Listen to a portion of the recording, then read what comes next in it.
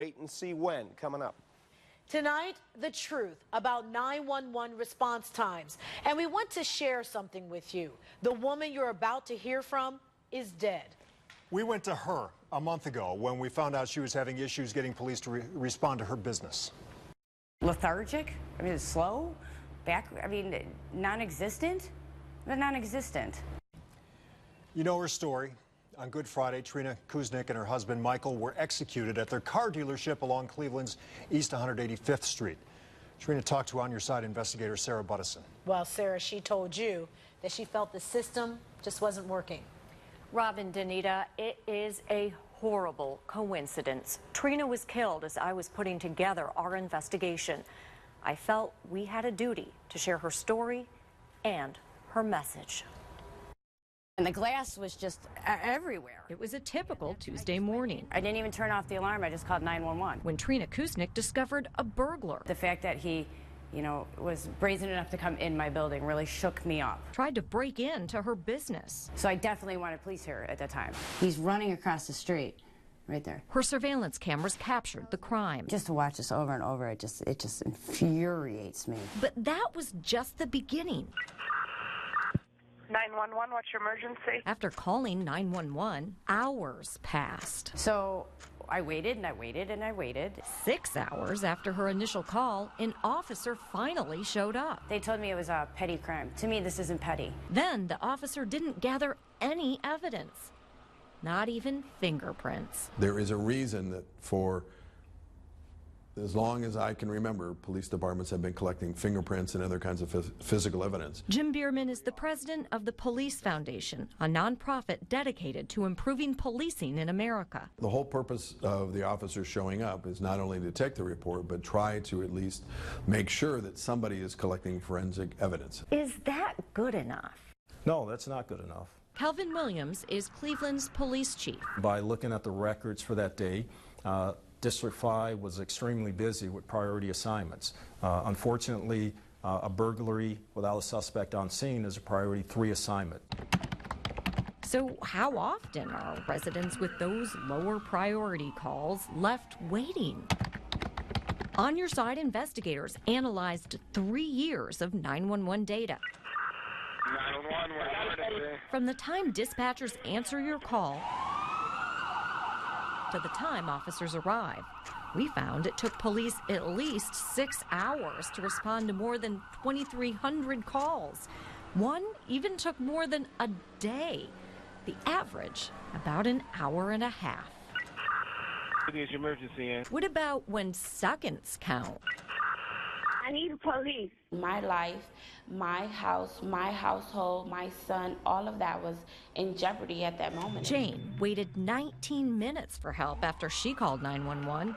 It was enough time for her abusive ex-boyfriend to kick down her door, grab a steak knife, slash open her left cheek, and escape. Do you feel safe? In Cleveland, no. No. No wonder. Her experience, not unusual. Even in a dire emergency, we found it takes Cleveland police a total of 17 minutes, on average, to respond.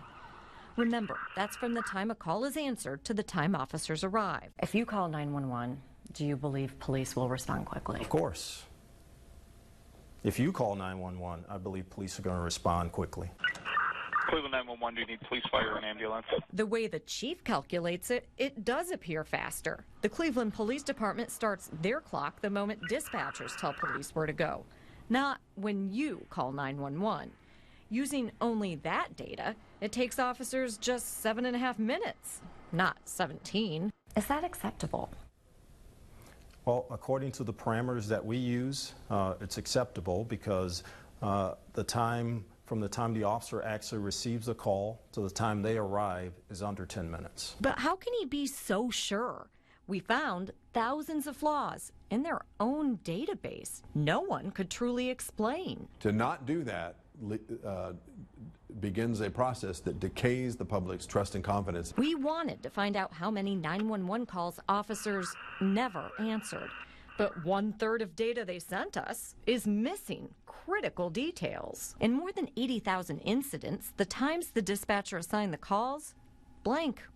And more than $127,000, the place to document when officers arrived, empty. I don't know any business that would be content with running itself with a lack of data like that. Do you track when you guys never show up?